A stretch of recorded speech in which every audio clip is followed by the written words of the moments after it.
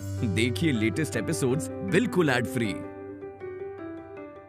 Bharat Ratna doctor Bhimrao Ambedkar को कोटि कोटि नमन। ये कार्यक्रम डॉक्टर भीमराव अंबेडकर के जीवन पर आधारित है, जहां भारत की जनता के प्रति उनके योगदानों को पूरी सजगता से चित्रित और रेखांकित करने का प्रयास है। कार्यक्रम में दिखाई गई घटनाएं लब्ध प्रतिष्ठ पुस्तकों से ली गई हैं। इस कार्यक्रम के जरिए चैनल की ओर से एक विश्वसनीय, सजग और सकारात्मक प्रयास है कि डॉक्टर बाबा साहेब भीमराव अंबेडकर के जीवन की संघर्ष यात्रा एवं गौरव गाथा पूरे आदर के साथ घर घर पहुंचे और उनके योगदानों से सभी संपूर्णता में परिचित और आह्लादित हों। रुक जाओ आनंद।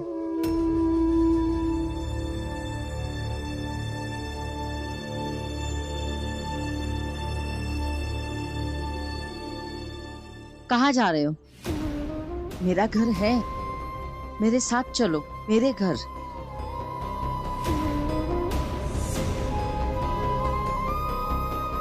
नहीं डलिया अम्मा, रहने दीजिए। क्यों रहने दीजिए? चुपचाप घर चलिए। आनंद भाऊ, हम भी आपके पड़ोसी ही हैं, और अगर पड़ोसी ही पड़ोसी के काम नहीं आएगा तो किसके काम आएगा? नहीं, ऐसी बात नहीं है नटवर। ऐसे क्या देख रहे हो? लाओ लक्ष्मी, चुपचाप घर चलिए। आजा बेटा, चल।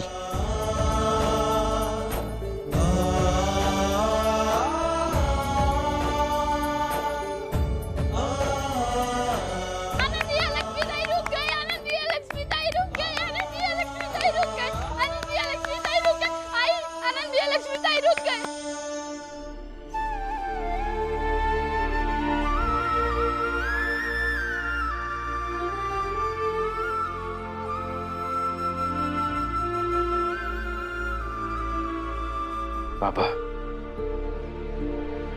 क्या हुआ? आनंद और लक्ष्मी रुक तो गए, अब तुम मुझसे क्या कहने आए हो? और हाँ, मैं बहुत बार सुन चुका हूं, मैंने गलत किया, मैंने गलत किया। हाँ, मैंने गलत किया। और कुछ?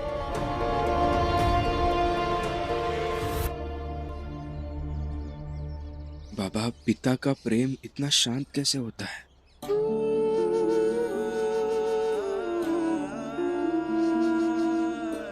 वो सबसे छुप कर क्यों रहता है? हर किसी को क्यों नहीं दिखता?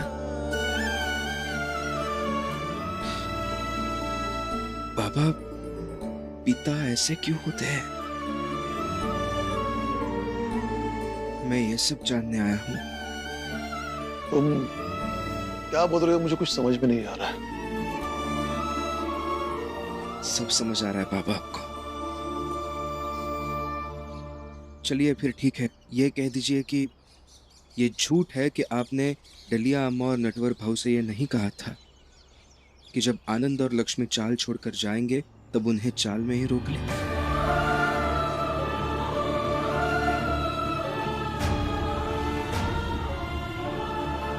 कह दीजिए ये झूठ है। नहीं, मैंने नहीं कहा था। पापा,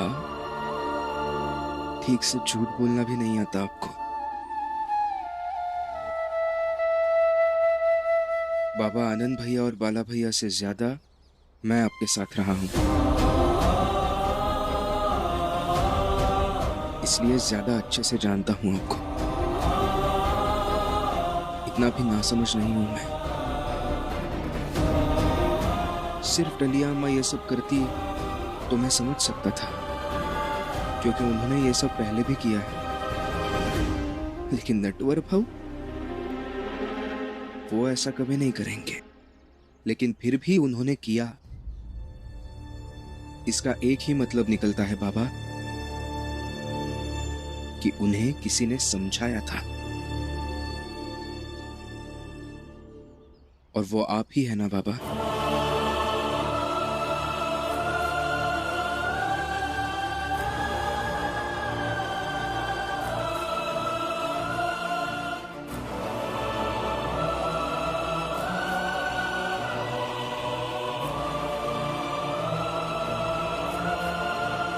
रोइए मत बाबा। इसमें रोने जैसी क्या बात है, बताइए। फिर क्या करूं?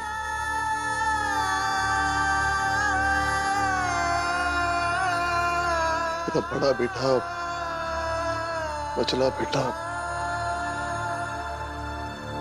मुझे गलत समझ रहे हैं। मैंने जीवन भर यही चाहा कि हम सब लोग साथ साथ मिलकर रहे।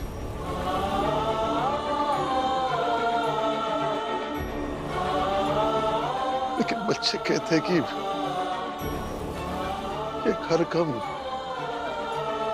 न्यायालय ज्यादा है।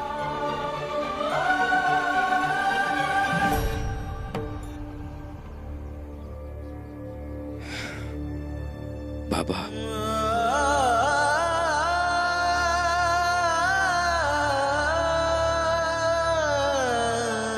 बाबा, सिद्धांतों की लड़ाई, मतमतांतर की परिस्थिति, आदर्शों का अलग अलग होना, ये सब स्वाभाविक बातें हैं और किसी भी समझदार व्यक्ति को इन अंतरों का सम्मान करना चाहिए। आपके बेटों के आदर्श आपसे अलग हो सकते हैं। आपके किसी फैसले पर आपके बेटे सहमत असहमत हो सकते हैं। कभी गुस्से में, कभी दुख में, कभी परेशानी में आपके बेटे आपसे कुछ ऐसा कह सकते हैं जिससे आपको बहुत बुरा लगे। लेकिन फिर भी इससे ये साबित नहीं होता कि आप गलत हैं और आपके बेटे सही। हाँ बाबा, मुझे बहुत अच्छा लगता है कि मेरे बाबा सिद्धांतों के पक्के हैं और यही मेरी प्रेरणा है जिससे मेरे भी सिद्धांत पक्के हो रहे हैं। बाबा, मैं खुद को बहुत भाग्यवान समझता हूं कि मुझे आपके जैसे बाबा और भीमा भाई जैसी आई मिली। हाँ बाबा, बाबा, ये तो एक बेटे के तौर पर मैं मेरे पिता से बातें कर रहा था। अब एक छोटे भाई के तौर पर आपसे कुछ कहना चाहता हूं। आपका बहुत बहुत धन्यवाद बाबा। आपने मेरे आनंद भैया को इसी चाल में रोक लिया। धन्यवाद।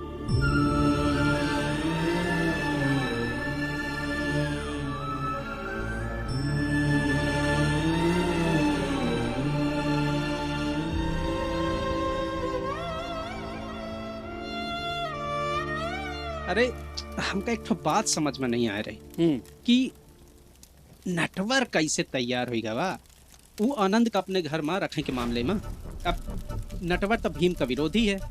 पता नहीं भाऊ, हम तो कोशिश करते रहे भीम का घर बर्बाद हो जाए, बिखर जाए, लेकिन यहाँ तो बाला भी आ गया और ये आनंद जो जाने वाला था वो भी नहीं गया। भीम का जादू तो नहीं चल गया कहीं नटवर पर? हाँ?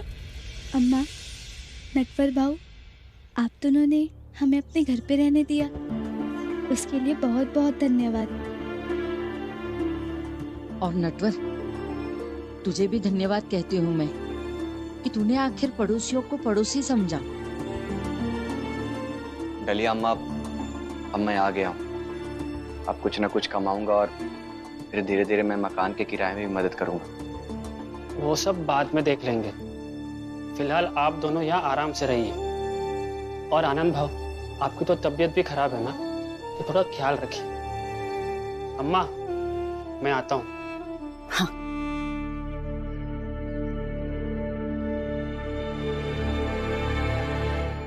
नटवर की ऐसी बातें सुनकर ना मुझे बड़ा संतोष हो रहा है कि मेरा नटवर भी कुछ इंसानियत सीख रहा है। आ जाओ, आप दोनों आ जाओ।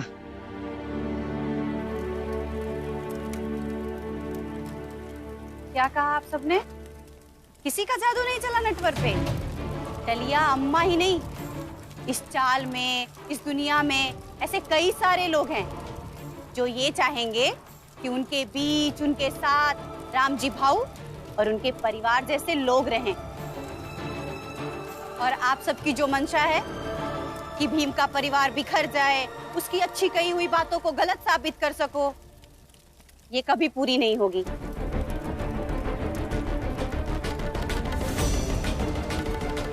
ये क्या कह रही है? बड़ी अजीब बात है। काल तक तो हम लोगन के साथ ये गिरमिटिया मजूर बने को तैयार रही है, और अब देखो भीम और राम जी का पक्ष ले रही है।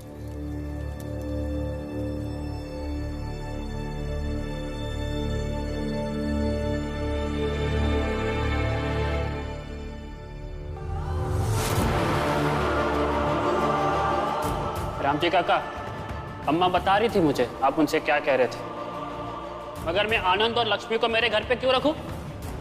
आप लोगों ने मेरे घर को क्या धर्मशाला समझ कर रखा है? भीम और रमा को जब अम्मा लेकर आई थी उस समय तो मैं कुछ नहीं कह पाया था, मगर आनंद और लक्ष्मी को लाई तो उनको भगा दूंगा, समझे आप? नटवर, ये कुछ पैसे हैं, रख लो, हर महीने दूंगा, लेकिन उन्हें अपने घर से मत निकालना।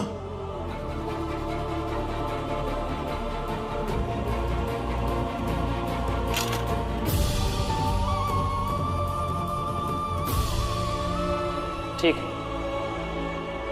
मगर राम जी काका एक बात का ख्याल रहे, ये बात ना ही मैं और ना ही आप किसी से कहेंगे। नहीं कहूंगा। धन्यवाद।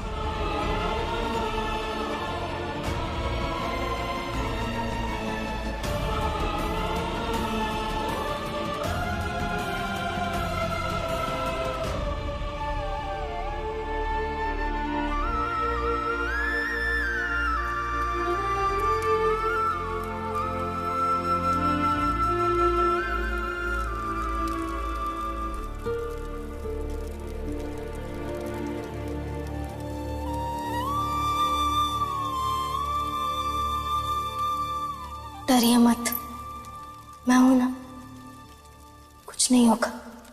डाली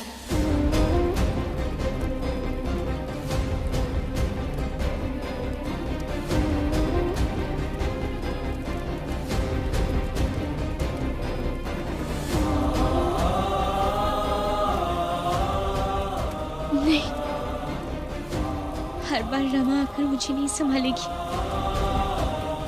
मुझे खुद को संभालना होगा, हिम्मत करनी होगी मुझे।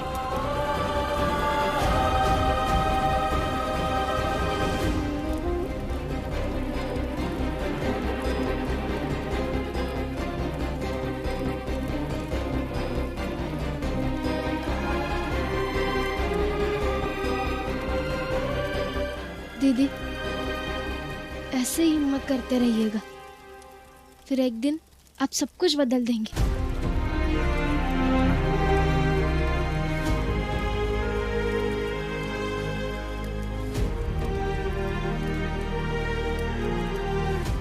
अब ये हाथ कभी नहीं कांपेंगे, कभी भी नहीं।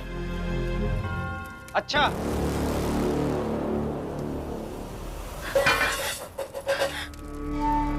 बड़ी हिम्मत आ गई थी ना तुम में।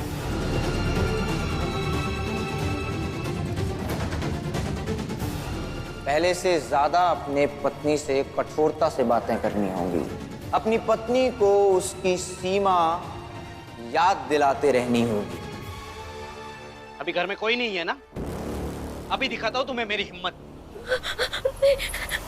कहां भाग कर जा रही है? अगर मैं चाहूं ना तो तुम्हें अभी पीट सकता हूं, लेकिन मैं ऐसे नहीं करूंगा, क्योंकि मैं भी जानता हूं कि तुम मेरी पत्नी हो। मुझे भी तुम्हारी फिक्र होती है, इसीलिए तुम्हारी बेहोशी की खबर सुनकर मैं दौड़ा चला आया। मैं तुम्हें डांटता हूँ, पीटता हूँ, क्योंकि तुम मुझे मजबूर करती हो। अपनी मनमानी करके, मेरी बात ना मान के। अरे तुम्हें चोट लगती है तो मुझे भी बुरा ही लगता है ना, पर तुम समझती ही नहीं। इसीलिए अब मैं तुमसे साफ साफ कह रहा हूँ, इन सब की बातों में मत आओ, और जो मैं कहने वाला हूँ और जाकर भीम से कहो। बाला भैया, आप ही कह दीजिए, मैं आपके सामने ही तो खड़ा हूँ। मुझे तुमसे कुछ नहीं कहना, मुझे जो भी कहना है वो मैं मेरी पत्नी से कह दूंगा। रुक जाइए भैया, लेकिन आपने जो मर्दानगी दिखाने की बात की, उसका हिसाब तो करना पड़ेगा ना? क्या हिसाब करेगा? भाभी जरा यहाँ आइए, आइए, और आप यही रुकिए। आज मैं आपकी मर्दानगी का परिचय एक स्त्री के ताकत से कराऊंगा। मतलब क्या करेगा तू? भीम भाऊ मत कीजिए ऐसा, छोड़ दीजिए इन्हें। क्यों छोड़ दो? मैं भी तो देखूं कि आप क्या करना चाहता है। भैया आप ऐसा ही मानते हैं ना कि आप मर्द है इसलिए आपके पास बहुत ताकत है? इसमें मानना क्या है भीम, ये सच है। फिर ठीक है, ताकत आजमाने का वही खेल खेलते हैं जो एक मर्द दूसरे मर्द के साथ सालों से खेलते आए हैं। दो मर्द मिलकर तो पंजा लड़ाते हैं भीम। बिल्कुल सही पहचाना आपने। आज आप और भाभी मिलकर पंजा लड़ाएंगे। क्या? देखते हैं किसमें कितनी ताकत है। नहीं नहीं भीम, मैं पंजा नहीं लड़ाऊंगी। मैं इनके सामने कहाँ टिक पाऊंगी? हाँ, मैं नहीं करूंगी ऐसा। भाभी डरिए मत, जब तक अंतिम फैसला नहीं आ जाता तब तक कोई भी पराजित या विजयी घोषित नहीं होता। भीम, तुम्हें सच में लगता है कि ये मुझे पंजा लड़ाने में आ रहेगी? पता नहीं भैया, सच में पता नहीं कि ये हारेंगी या जीतेंगी, लेकिन इतना विश्वास जरूर है ये साबित कर देंगी औरतें मर्दों से कम नहीं होती।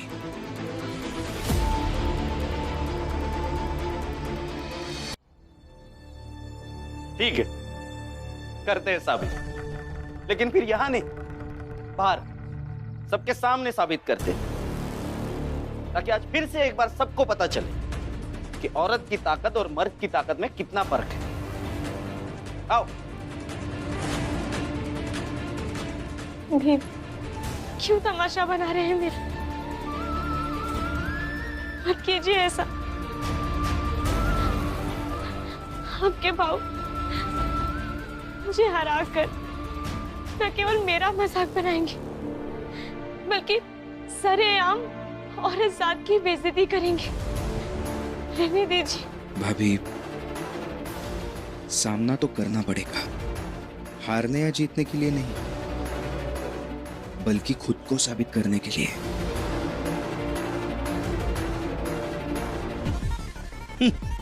अरे हितेश काका, अरे जोकू काका, आइए आइए। अरे जनार्दन काका आइए, कुछ बताना है आपको। सब लोग आ जाइए, सब लोग आइए। क्या हुआ?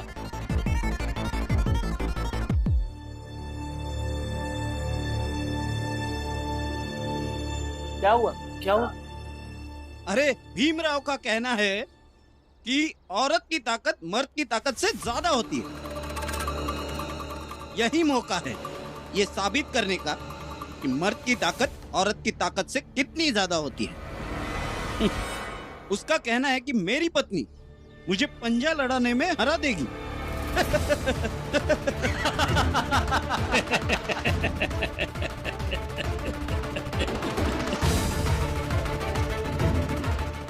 मैंने भी कह दिया कि यही खेल खेलना है तो यहाँ बाहर चाल वालों के बीच में आकर खेलो। सही है।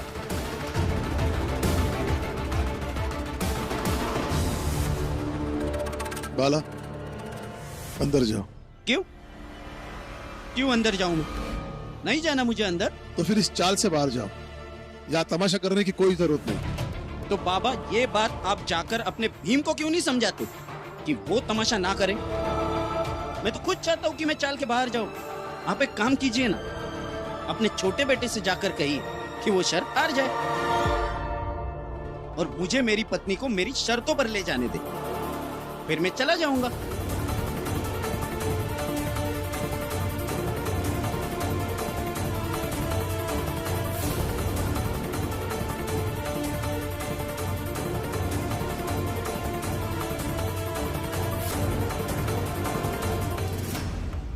दीदी, ये सवाल ही नहीं है कि आप जीतेंगे या हारेंगे, बस आपको बाला भैया के खिलाफ खड़ा होना है, क्योंकि खिलाफत में खड़ा होना यही लड़ाई जीतने की पहली सीढ़ी है।